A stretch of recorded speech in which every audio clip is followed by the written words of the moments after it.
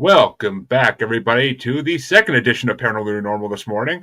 I swear, I haven't done back-to-backs like this in years. It's I kind of miss it. It's fun. Glad you all could join me for another fun episode where we try to make the world a little more normal.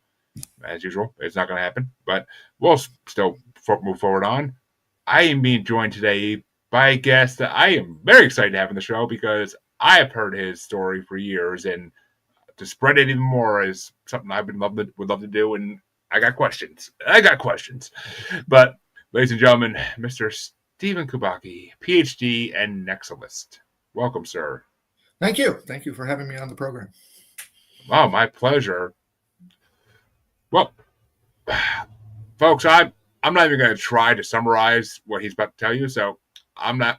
I heard about Stephen's story years ago on a couple different podcasts where they talked about different conspiracies, urban legends, and all this type of stuff. And his story is famous in the paranormal community as, and not even just paranormal, just in the mystery community, it's huge as well. So I'll let him be the one to tell you about though. So, Stephen, why don't you tell them your miraculous tale, which, as you all know, I'm from Massachusetts, so the first part of it. Well, it's a pretty long tale, so I'm not sure exactly where to start. I guess I could start that it was a conspiracy between me and a few other people in Michigan. I went to a school called Hope College, and we conspired that I would disappear and that we would start a kind of attempt to change the world. So my disappearance was a way of cementing our organization, which we called, and this is a little odd for people to hear these days, these words, we called ourselves the Nexalist Revolutionary Front, or the NRF. Things like Revolutionary Front were common kind of phrases back in the 70s. Oh yeah. So the plan was I was going on the ice, and then I would disappear and go underground and sort of start a call to economic and political resistance to the powers that are, and try to change the world in that way by going underground, and develop a sort of a cadre of people to begin to somehow change things, you could say. And then the other people were involved in other things like politics and economics and theology. And at some point we would all get together and we would be kind of unstoppable. At least that was the thinking. So what happened to me on the ice? Well, I went out there on the ice. I was a cross-country skier, and I went skiing quite a lot on the ice in Lake Michigan. This was all part of preparation for my disappearance because I didn't want to be thought of as being alive after that. So we spent a long time me talking about carrying my passport with me and just a whole variety of things. And then once I got on the ice, I had a really kind of I might say very highly dissociative experience on the ice, where part of me left the ice. I became Nathan T. Stanfield. That was my name after I disappeared, Nathan T. Stanfield.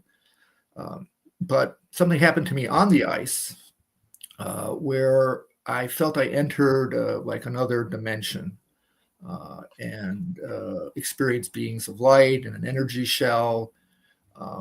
And this was kind of bifurcated from me leaving on the ice. So it's kind of like being in two places at the same time, though a lot of the memories of that experience didn't really come back to me until, as time advanced and I began to remember things about that experience on the ice. It was unclear, did I go under the ice? Was I in the air? It was all very kind of, but I wasn't abducted by a UFO. Okay. Not in the traditional sense. I entered a kind of interdimensional space. Which sort of fits in more with the multiverse theory and that's kind of what some kind of how I interpret what happened is in terms of a more scientific theory like the multiverse. For me, I mean, I kind of really like, that your show is called the Paranormal, the New Normal. Is that correct? Is that? Yes. Yeah, yeah. Well, yeah. In my opinion, I think everything is normal. I don't think paranormal is not normal. I think there's just varieties of different normality, and I think one of the things that the multiverse theory does is it, in the multiverse theory, there are infinite number of dimensions and realities and universes, and clearly we intersect. Our universe intersects with those in some way, and what we think of as paranormal experiences maybe just people entering these other universes or dimensions in some way. Which I mean, you're not wrong. That's definitely a very ongoing theory nowadays that the multiverse is coming to it a lot now. It's not extraterrestrials anymore. Now they're ultra terrestrials. They come from another dimension, not from space always. And same with cryptids. Now they're ultra terrestrials as well because they come from other dimensions, which I'm not gonna lie. I fought that theory at first for years. Like I fought that theory as being something realistic, but over time, like it kind of just like sank in. Like okay, maybe this is starting to make sense now. Maybe it is true. And so you disappeared in Massachusetts, if I'm not mistaken, right? No, I disappeared in Oh, Michigan. In Michigan, I reemerged in Massachusetts 15 months later. So after I disappeared up in Nathan T. Stanfield, went to Mexico and then had a variety of different experiences, trying to develop a kind of, again, a kind of revolutionary organization. And then reemerged in Massachusetts near Great Barrington 15 months later. Which I know Great Barrington because that's right in the border of New York, and I used to go there. I had a friend who lived there, so I used to go there every couple of weeks, like back in 10, 15 years ago. So I actually know Great Barrington very well. And that's why when I first heard your story, I was like, oh, I know. I'm like, I know Great Barrington. And I now live in Massachusetts. So that's the funny thing, because I used to live even closer to Great Barrington than I do now. But that was one of the big theories, was either you were abducted by aliens or you were murdered and they never found the body. I mean, those were the two theories that people always brought up when they talked about your story. Multidimensional never came up, even because it wasn't an idea back then. It wasn't like an idea that was commonplace. Right. But it makes sense in a way. So, what is a Nexalist? That's what I'm trying to. Okay, yeah. What is a Nexalist? A Nexalist. The word Nexalism comes from a book by A.E. Van Vogt called "The Voyage of the Space Beagle." It's an old science fiction. And in this book, a particular character, Grossner, if I'm getting his name correct, is on the spaceship, and he's called a Nexalist. And a Nexalist is somebody who understands the assumptions and values and the basic methodologies and theories of all the different sciences, and also the humanities and arts and a variety, basically all of knowledge, understand. But this is not an expert in any particular content area. And when the spaceship is menaced, he is able to think outside the box, because he doesn't think only, let's say a chemist only thinks in terms of a chemistry world, or a literature person only in terms of a literature world, and a physicist, etc. He can think across a variety of things and integrate them and synthesize them to come up with a solution. So in some ways, a Nexalist is sort of another way think of somebody who's kind of more of a Renaissance kind of person, who is able to move across many different disciplines and ideas and sort of kind of integrate them in unusual ways in order to solve problems. Okay, that's I like it. It's a cool name. It really is. So when you reappeared, what was the first thing you did? Did you go reach out to family, or did you go to start this liberation front you're trying to start? Like, what was the first thing you did when you came back? First thing I did, I was in a very confused state. If you read in the book, I had a lot of sort of dissociative experiences while I reemerged, but I decided I would call my aunt in Great Barrington on June and talk to her first, because I didn't want to shock my parents. So I talked to her, and of course she was, delighted to hear my voice and raced to pick me up with her car and then drive me to my hometown in South Deerfield, where that's where my father lived, and that's where I saw him, and then my mother. And I guess I should really ask this first. Yeah. I also feigned amnesia because what I had done probably could have gotten me in trouble and my co-conspirators, and I needed to protect my co-conspirators. So I feigned amnesia because if I didn't, then their lives would have been, changed dramatically. And also, it would not enable me to move forward with my life in a different way. So that was the best way of creating a separation between, kind of my life moving forward from 1979 and what happened for the 15 months before that. And also protect my co-conspirators. So they could live the lives they wanted to, because otherwise, one of them wanted to, make a lot of money, in the financial world. And, financial world is a pretty conservative world. It'd be pretty hard to be a banker or something like that, and make any headway if somebody knew you were involved in a conspiracy to change the world, and that you were involved in a conspiracy where somebody disappeared and. For 15 months, when I disappeared, they were looking for me with helicopters and divers, and it was quite the scene. And when I think about it, I still feel very, at times I feel guilty about the whole thing because it was a certain ruthlessness, and I put my family through hell. My mother never really believed I disappeared, and she was relentlessly trying to find me. Everyone else thought I was dead. Everyone else thought I went under the ice. I mean, well, and those of us who are more, I wasn't even alive yet at this point, but those who would hear your story later, who are more of the paranormal mind, we kind of believe the alien abduction thing. We kind of thought that was possible. But, and who knows? Interdimensional does make sense. Even when I first heard this story 10, 15 years ago, I never put two and two together and thought about it. One part of you what I would say is that there are two stories here. There's the sort of the political economic side, this sort of revolutionary group, and then there's all these interdimensional and multiverse experiences that I had, and they kind of parallel one another, and kind of how the story unfolds and what happens to me during those 15 months. So, I was going to ask next, actually. While one part of you was in Mexico. Yeah. What was happening to the other part, which I assume was? Well, that's taken me a long time to recover. I was there was communication with these with these interdimensional light beings of light in the energy shell. I felt, and this is where we get into the whole problem of language and interpretation around these experiences.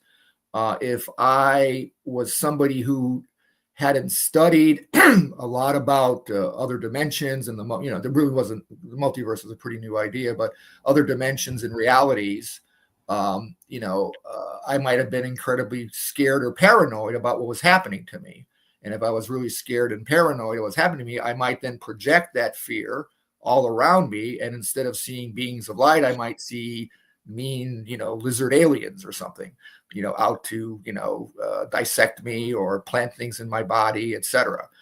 In the shamanic traditions, old tribal societies, is not unusual for people to experience these dimensions or other universes, and oftentimes in a very friendly way, where these beings in other places or entities, however you want to talk about them, might put things in their body or help them to do something. And then that wasn't seen as something as being kind of forced upon them, or as like planting electrode, whatever it is that people are, and again, these are all different interpretations of kind of what goes on. But I think who we are, our personal history, our cultural history, has a lot to do with how we interpret these experiences, how we make sense of them. A Christian might see angels or demons. Buddhists might see Buddhas or hungry ghosts. So it's, yeah. So you believe you saw what you saw based on what your beliefs were at that point? Yeah, I think I saw what I saw because of my personality. I wasn't scared. I was open to these things. Also, I felt a certain benevolence in it all. The communication, it's kind of hard to describe. I would say it's kind of like communicating, like some kind of combination of sound and light. Light is a wave and sound is a wave, and I think it's a way of communicating in that way through light and sound and color. Which makes sense in a way. And did these beings ever tell you why they wanted to take you for that long? Well, it felt as if they wanted to impart me some information that could possibly be helpful to others, to help me connect me with my other selves and other dimensions and other universes. That I believe there are infinite number of us, yous, and they're all interconnected in some ways, but we just can't access those other parts of ourselves, our other yous and other universes. But I felt that they wanted to help me, and they probably had their own agenda. I think that's something we need to think about. That these beings or entities, sometimes they've got their own thing going on. So I think sometimes what happens is we sometimes we think everything is very personal. When we have these kind of interactions, or people have interactions with these other universes and dimensions or entities. And we think it somehow has to do with us. And sometimes it does, but sometimes it may be like you stand in front of the sun and it warms you up. That energy, you can extract that energy from the sun and it warms you up. That doesn't mean the sun is interested in you. It doesn't. No. It cares about you. And I think, we tend to be very human centric, and we tend to be kind of think we're the centers of the universe and the centers of what's going on around us. And so sometimes we may misinterpret things as something interested in us, when in fact it may not be interested in us at all. We're just somehow accessing its energy or bathing in its energy or whatever it is. And there's, again, this tendency to anthropomorphize things. Now, I'm not saying there aren't, entities and other things out there who are specifically interested in us. But I think a lot of it is kind of impersonal. Yeah, I mean, I agree. I mean, I think a lot of abductions and experiences that happen with ultra-terrestrials is a lot of it's by accident. A lot of it's not meant to happen, and it's just kind of passed across the type of way. But so, what were your co-conspirators doing all this 15 months you were gone? Like, because obviously this wasn't the plan you guys had. Well, their plan. One person was supposed to go into business and become a billionaire and amass power and wealth in that way. Another person was supposed to go into politics and become a leader and gather power that way. And the third person was supposed to. He was a theologian going to be a theologian, and his goal was to kind of not start a new religion, but move Christianity in a different direction and become powerful within the world of Christianity. So that was their job, and we called that the right arm because it was sort of what most people would think of as legitimate. That's what people do in our world. Yeah. And then left arm, which is what I represented, would go underground and try to create this army of a group of people of resistance from lower classes, middle classes, to rise up against the authoritarian structures and the injustices of the world. And at some point we would meet together. At some point we would combine our strengths and what we were doing, and then because we had both the legitimate and the so-called, we'll say the underground world, the illegitimate, they would come together and be, kind of perhaps unstoppable. Again, these are all speculative. I mean, who knows what would happen? But that was sort of the idea, because other revolutions in the past, either they were kind of underground revolutions, they began underground, like in Russia. Russia has a long history of before the 1917 revolution by Lenin. There were hundreds and hundreds of attempts to overthrow the Tsar. And so that's kind of that's one route, and the other route is people trying to amass power politically, economically, and religiously. So we thought we would combine those two, and that would make us different from kind of what's happened in the past, and that we would be successful. But in many ways, I'm glad we weren't successful, because it was, I think one way of looking at my story is it's kind of a struggle between the dark and the light. And Nathan was much more, that part of me was much more attracted to the darkness, to the power. And in many ways, I kind of like looked over the abyss. And, in order to become that kind of powerful person, I would have had to become, kind of a killer. And ultimately, I couldn't do that. And because I couldn't do that, that's sort of what made things fall apart. I mean, yeah, and this seems like the typical type of idea that we all have in our youth. Everybody gets rebellious in their youth, and they want to overthrow the authority and become part of the solution. Which it doesn't. Most of us, like, it just phases out, or we plan something even like you guys did, and it doesn't happen. Because I'm assuming when you came back, the Liberation Front was basically dead at that point, or the Nexalist Revolutionary Front was gone, and I was in contact with the people, the people who were involved in all this, and still am in various ways. So afterwards, one of the mistakes, lots of mistakes, a lot of errors, is that the disappearance wasn't transparent, and I believe in total transparency and not secrecy. And I think secrecy ultimately kind of undermines your own values. And so when you think you're trying to overthrow the authoritarians and the sociopaths and all, and try to bring justice to the world, and our goal was to sort of democratize everything, including corporations, really have real true redistribution of wealth, get rid of the billionaires, etc. We thought we could do that, but by being so secretive and also kind of following a path of power, you might say, we were probably ultimately going to become the very things we didn't want to become. I was going to say, I'm sure that your co-conspirators kind of got caught up in their careers and forgot about it all pretty fast. So, not really. I mean, everybody was on board because, my disappearance cemented us in a conspiracy. And so, everybody knew, I think the people involved were genuinely going to carry out their missions. But the problem is I couldn't carry out mine, and mine was essential, that kept us all together. And once I couldn't do mine, and then that was over.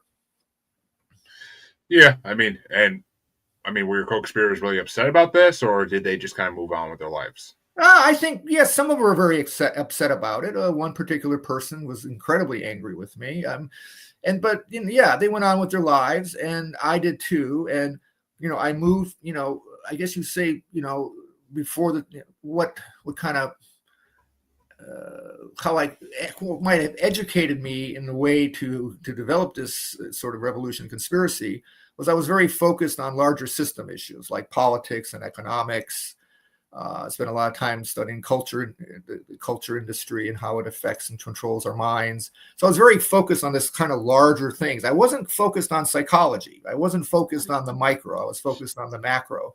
And after I reemerged, I really shifted and moved into studying kind of the psychology and of personality, and I'm trying to understand each other. And that's why I became a therapist, to help others. I mean, my goal during the disappearance, our goal was to really help the world. That was our goal. And my life has always been one of service. And so I moved to this kind of more micro focus of looking at individuals and trying to help them and trying to understand, what motivates us to be hateful and angry and trying to amass power. Why are there sociopaths? Why do they rule the world, in a sense? And that's helped me quite a lot to understand that. And you might say that was a second phase of my life. I got a master's in linguistics and then a PhD in clinical psychology, and I've been a therapist for over 35 years. I don't know how long. Still have a small private practice.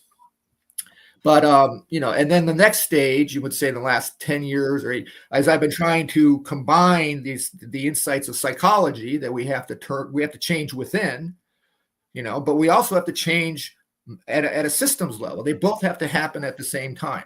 And if you only change things at the systems level, then you have people who are pretty messed up and have all kinds of, unworked through issues that then can lead to the change, can lead then to, to things becoming the way they were, because you inside hadn't changed very much. On the other hand, you need to work things at a larger macro level, because we know, psychotherapy, it's had a very, I think, positive effect on the world, but the craziness of the world still continues at this larger macro level. We see it clear in our corporations and government, et cetera. Yeah, I mean it. I agree. I mean, and I don't know. I mean, I feel like a lot of people have this idea of that they could change the world, and that, I mean, the idea of getting rid of the 1% and redispersing wealth is not. It's not a new idea. It's an idea that has been around forever, and it's just it. Even if someone managed to achieve that, there would be another 1% that would rise up next. You're never going. The cycle can't be broken. It's not going to be broken. There's always going to be those who rise up. This is a problem, but you can create.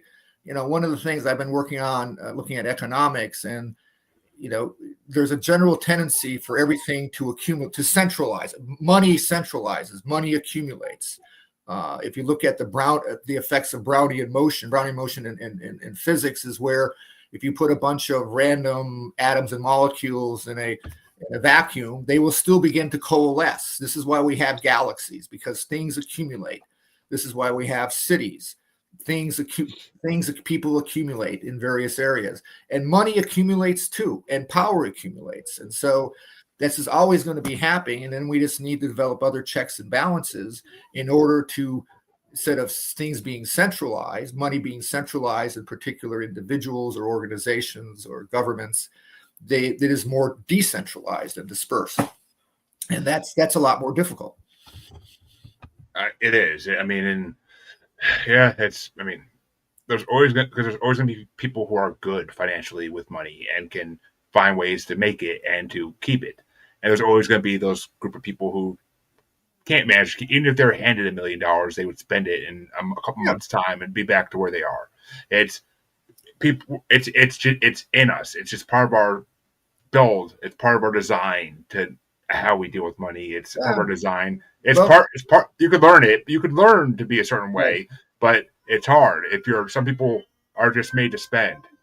Well, no, that's true. There are some people who try to fill their emptiness inside by spending and getting commodities all the time, and that's part of our commodity culture.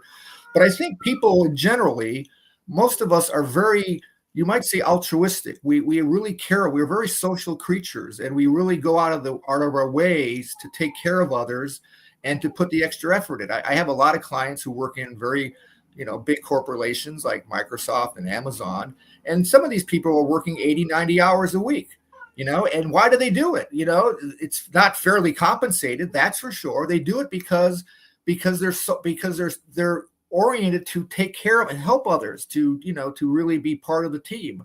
And in many ways, we are altruistic. I think the problem is that there's a certain percentage of the population that is more sociopathic, and sociopaths have no empathy. There is no altruism. They just manipulate and control the people who are caring and who are compassionate, who are altruistic. And I think it's very hard for most people to become zillionaires, because in order to do so, you got to be pretty ruthless. You got to, you have to be. I mean, people climb up the corporate ladder. Usually, by the time they get to the top, they're usually not nice people. Okay, that's how they got there, and and it becomes only about power and money, and there isn't this concern for others. So I think the key is for the people who do, the 95% of the population, is to realize that we are caring and loving and altruistic.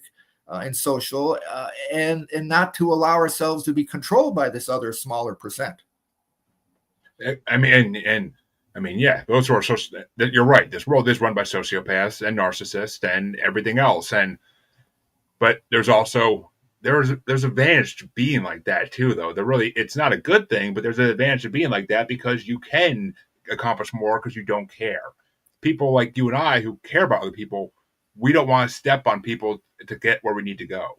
And I don't know. I think we can still be very assertive and creative without stepping on others. People can get together and do all kinds of things. That doesn't mean that there needs to be, a dictator or a king or some, CEO at the top. People can get together and manage their own stuff. Yeah, we need hierarchy very clearly, and there needs to be, I make a difference between something being authoritarian and something being authoritative. We need people who are authoritative and good leaders. We need hierarchy. That's just, that's the only way social organizations exist. But we can have, we can create meritocracy and accountability so that, people who are at the top are accountable and to the people at the bottom, and the people at the bottom can, get rid of them or get them to change in some way. Which I mean, you're not wrong. There are ways to do it. It's just, I mean, I was actually just talking about this on my last show. Sure. It's basically the fact that, I mean, us as a planet, we are not, we're more concerned about what's going on locally than globally. We're not like the people of this world and if we're not there, we're not going to be there for a long time because there's too much strife in local communities, in local cities and local states, and in your own country to care about what's happening in the other side of the world.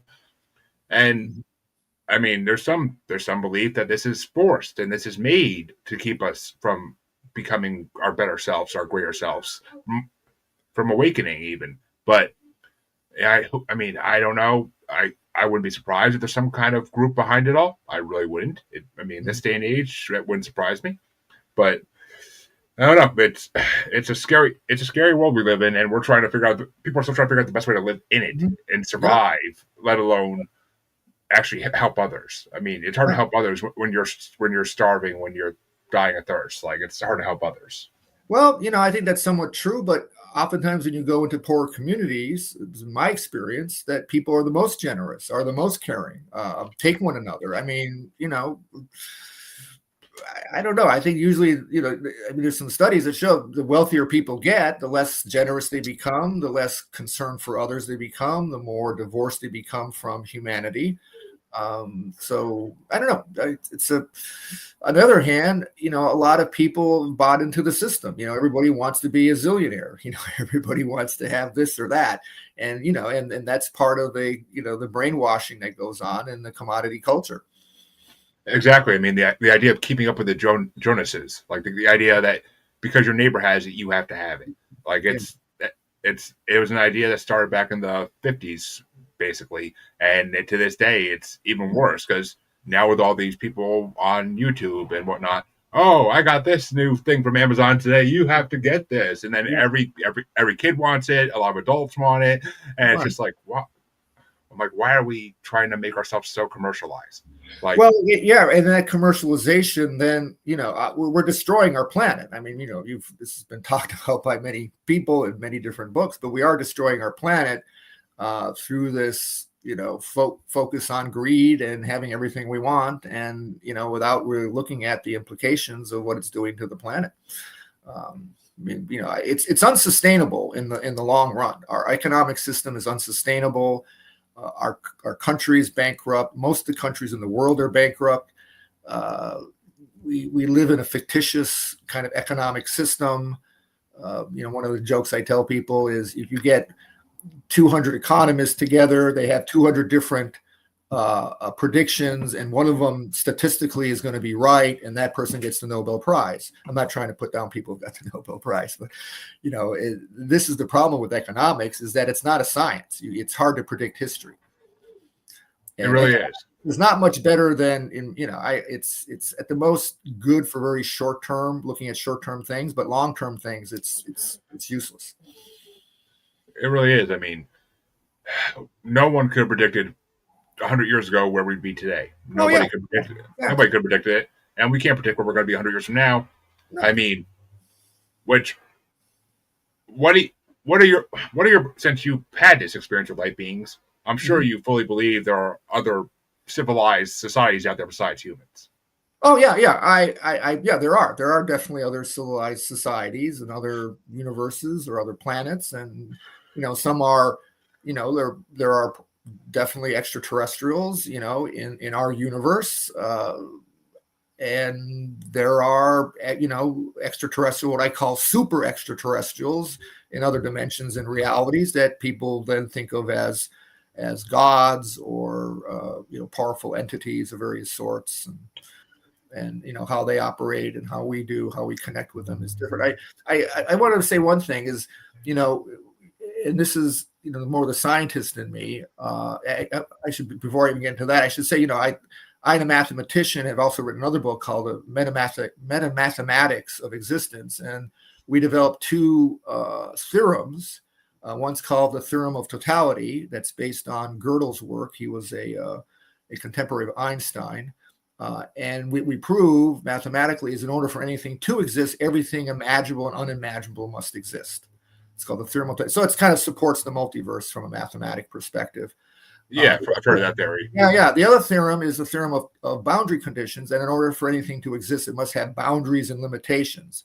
And this is the one thing we need to think about is, there's this kind of interaction between the infinite possibilities and then the finiteness we live in and the limitations we live in. And our universe isn't a fantasy novel. We don't have pigs flying in the air and ghosts, witches going here and there. It's not, maybe on TV that happens, but our world doesn't work that way. It doesn't mean there aren't things happening that from these other dimensions and universes that interact with ours that we have difficulty explaining. But there is a rule boundedness to the universe, though these rules can be bent and sometimes broken. And and eventually, who knows, maybe like in Star Trek, we'll be able to go faster than the speed of light, and other things like that.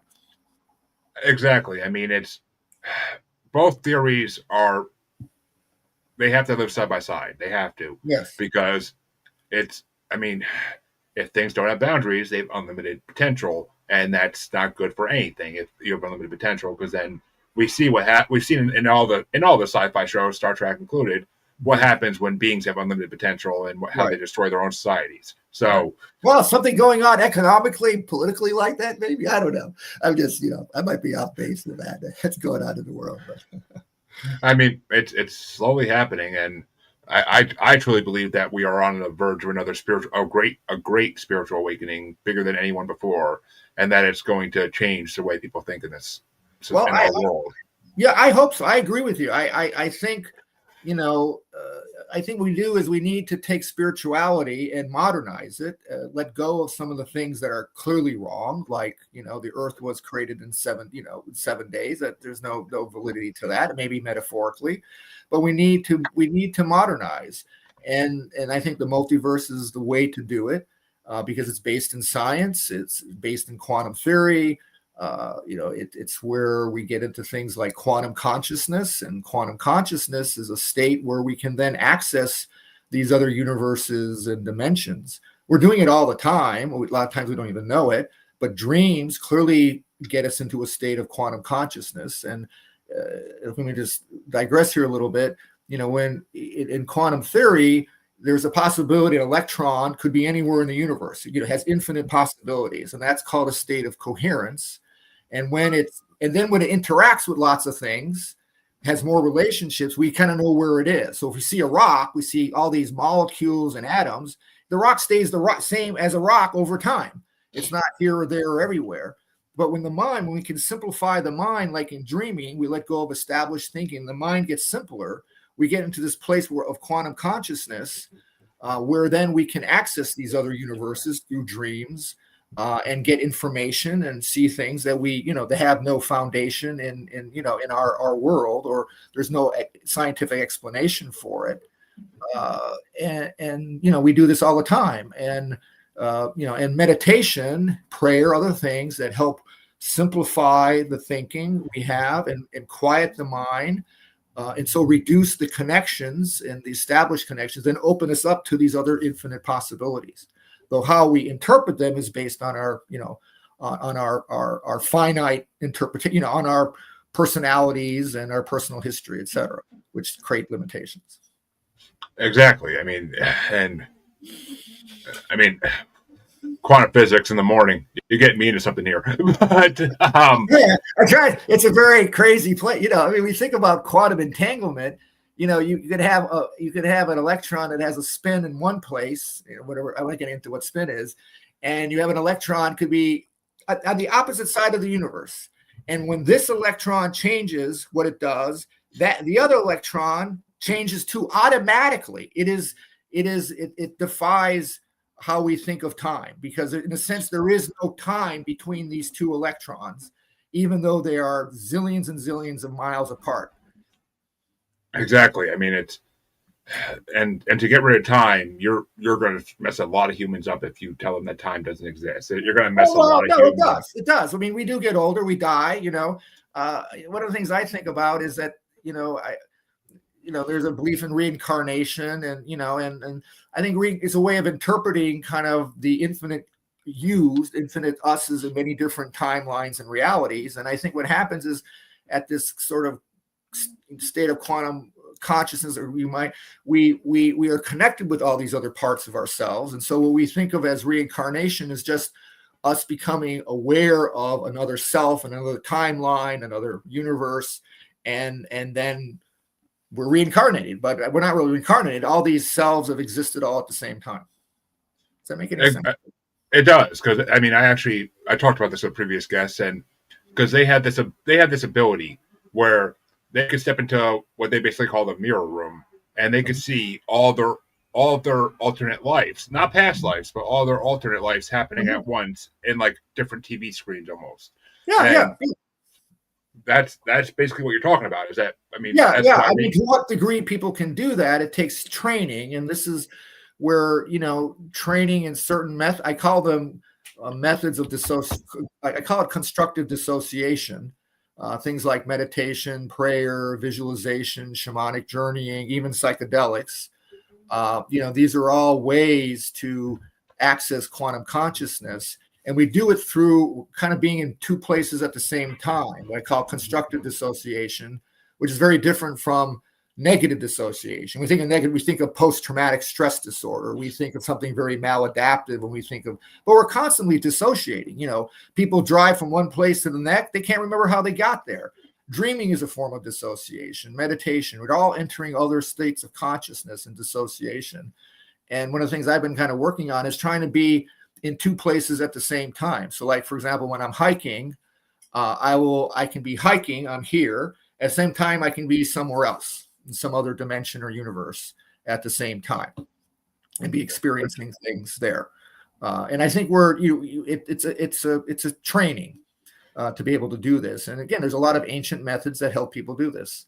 The problem is the explanations sometimes seem kind of strange or weird, because ours, the world, I think the major paradigm of our world now is science. So I think that's the one to go with.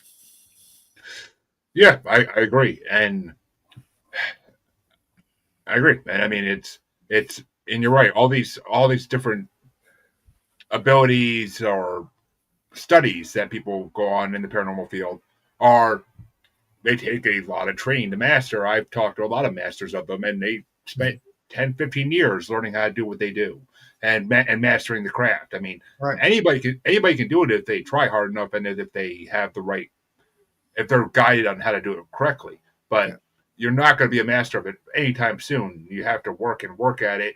I know people that can remote view. I know people that can go to alternate dimensions into their alternate lives, and it took them years to master it. So it's like anything in this world. You can't be an accountant and master it overnight. You're not going to be good at it. It takes you a few years to get good at doing taxes and knowing exactly what to put in every box. So I mean, everything takes training. I agree. But people do have spontaneous. We look at miraculous healings. People get trained to to do miraculous healings, and one of the problem is how predictable is that and reliable. But there are lots of people who have miraculous healings from cancer and all kinds of things, or do miraculous things that seem kind of out of the blue without any training. I think that's what kind of befuddles everything. Sometimes there's training and people get better at it, and sometimes some people without training are pretty good at whatever they do. It's kind of, that's what makes the whole field so difficult to understand and study, in a way that you can have prediction and reliability. Yeah, I mean, there's definitely destiny, and there's definitely predetermination of fate, because people are born to be good at things, and they end up mastering those things before they're even old enough to do them. That's true. Yeah. So, I mean, it's just part of life. But so, from all your experiences, what would you say is the thing people need to know the most? The thing people need to realize? From all my experiences, I think that what people need to realize is that